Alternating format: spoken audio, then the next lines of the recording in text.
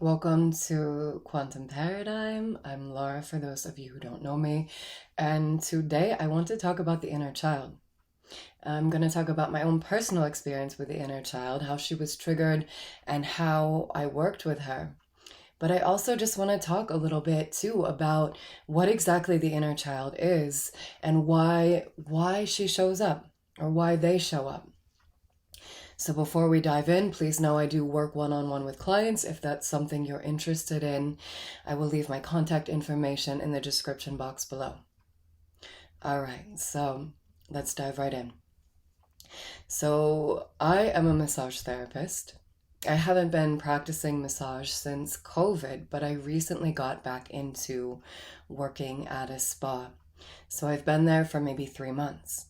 And one nice thing about this spa is our clients can write us these thank you cards. So basically, if they enjoyed their service, they can write you a little note, and basically it's like a little appreciation thing. And what we do is we put them up on the wall in our break room so we can see all of them and we can see the appreciation that our clients send and give to us. So I had been working there for maybe 3 months, and I started to realize that I wasn't getting any of these cards. And there was a new therapist that just was hired who was getting what seemed like a lot of these thank yous. So immediately, my inner child was like, what the heck? Am I not good enough? Do my clients not like my massage, my body work? Like, what's going on here? Like these deep feelings of inadequacy and not feeling like I was good enough kept on coming through.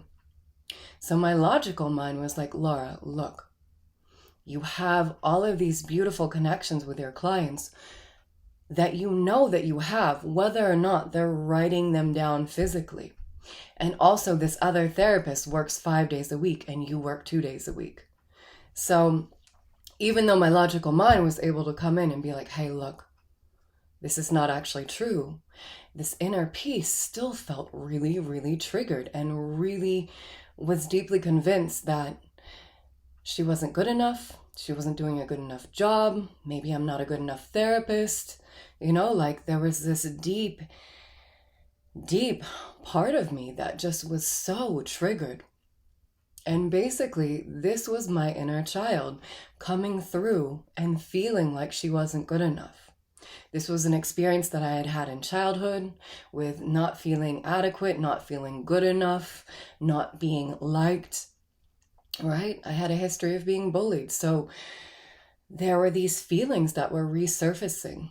And even though my logical mind was able to come in and be like, hey, listen, this is not true, it wasn't enough to pull myself out of this deep state of inadequacy. So the way that I began to work with this is that I went into my inner world and I began to hold this piece of me. I began to tune in with her and I was like, all right, babe, I see you. I see you and you are enough. What do you need? And I began to hold her. I began to love her. I began to give her everything that she was needing.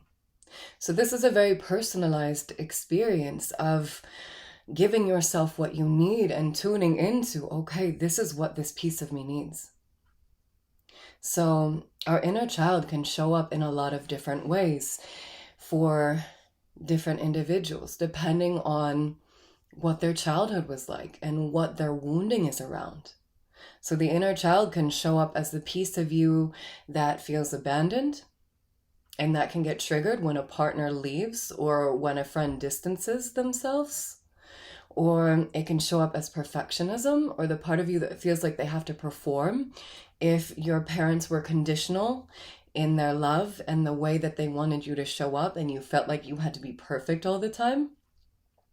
Or even your inner child can show up as the piece of you that's defensive, that's bratty, that's spoiled, or that feels inadequate or like they're not enough, they're not lovable. Basically, a good way to know when your inner child is showing up is when you feel deeply triggered. When you feel like you're all of a sudden in a negative space and feeling deeply in a negative way, even when logic tells you, or maybe logic doesn't tell you, but there's kind of this disconnect as to why you're feeling this way. You're not sure why you're so triggered. And that's kind of the first piece, is recognizing when we do get triggered and knowing like, oh, okay, I'm out of my centered, grounded, empowered self. And I'm now moving from this place of feeling like I need to be perfect, or I'm not enough, or I feel abandoned, whatever it is for you. Just beginning to notice when these different aspects are showing up and taking the reins. Because ultimately, we don't want our inner child to run the show. We don't want that piece of us to be calling the shots. We want our empowered, centered, grounded, mature piece and aspect of us to be running the show. Especially when it comes to our relationships, our love life, our work life. All of the parts of us where we want to show up in a way that is powerful, right? And basically, a good way to know if your inner child is taking over is when you feel out of your center, when you feel out of being empowered.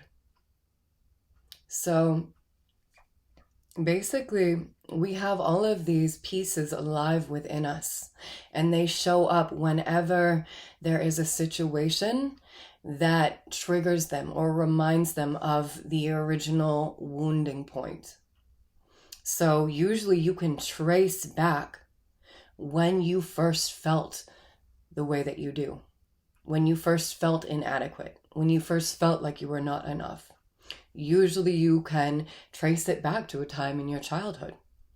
And that's basically what is happening, is certain memories that have a deep emotional content imprint on our subconscious. So when we're back in a similar setting, it triggers that piece of us.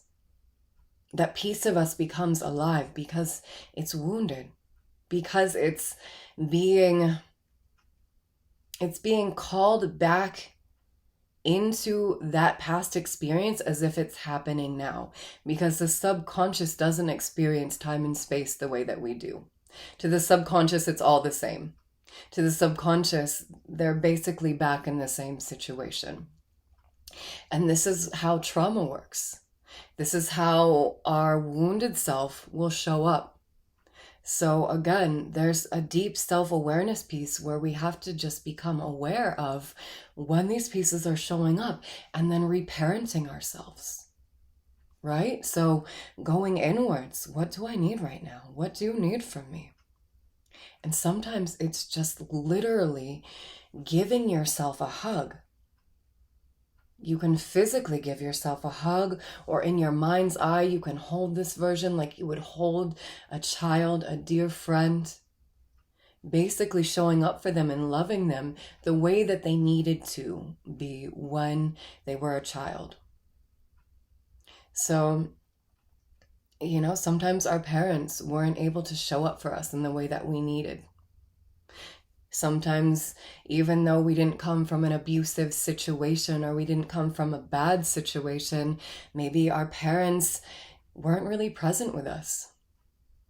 Maybe they were distracted with their own life and we felt unseen. We felt not worthy of love and attention. So these are ways that the inner child can show up. So reparenting is basically being everything you need for yourself now that you didn't have when you were a child. And part of this process is distilling, what do I need? What needs were not fulfilled as a child? And then fulfilling them now. So this is deeply important, because especially as we move into relationship and partnership, when we move into love relationship, if we felt unseen or unworthy, or we felt like we're not enough, our love relationships will trigger all of those feelings. Because especially our love relationships, because of how intimate and close they are, bring up all of our wounding.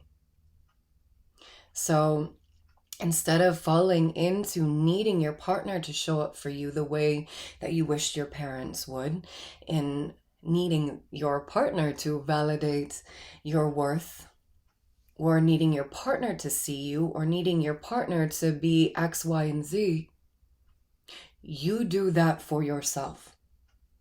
And what happens when you do this is that your partner will naturally begin to show up for you the way that you are desiring and the way that you need.